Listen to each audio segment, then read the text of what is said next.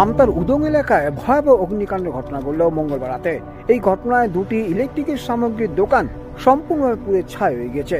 দোকানে থাকা সমগ্র সামগ্রীও ছাই হয়ে গেছে, এমনটা স্থানীয়দের সূত্রে জানা যাচ্ছে।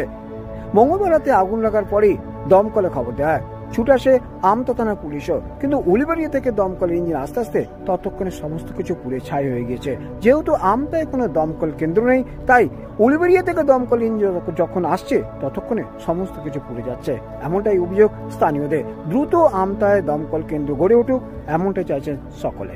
কল্যাণ অধিকারী, আমতা 24/7। আমতার উদংয়ে দুটি ইলেকট্রিক সামগ্রিক দোকান আগুনে পুড়ে ছাই হয়ে গেল। মঙ্গলবার রাতে আগুন লাগার ঘটনাটি ঘটে। দাউ দাউ করে আগুন জ্বলতে থাকে। তা দেখে আমতা থানায় খবর দেওয়া হয়। খবর যায় উলিবাড়িয়া দমকল কেন্দ্রে। এরপরেই আমতা থানার পুলিশ চলে আসে।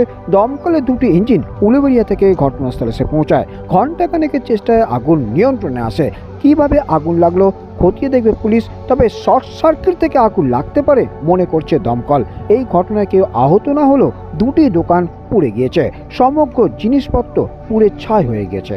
সপ্তাহখানেক আগেই ভয়াবহ অগ্নিকাণ্ডের ঘটনা ঘটেছিল আমতার নতুন রাস্তা মোড়ে একটি ফ্যাক্টরিতে। কোটি টাকার সম্পত্তির ক্ষতি হয়। বারে বারে আগুন লাগার ঘটনা ঘটছে আমতায়, কিন্তু দমকল কেন্দ্র না থাকায় উলিবাড়িয়া থেকে দমকলের ইঞ্জিন আস্তে আস্তে ততক্ষণে সব পুড়ে যাচ্ছে, এমনটাই দাবি স্থানীয়দের একাংশের। কল্যাণ অধিকারী, আমতা 24/7।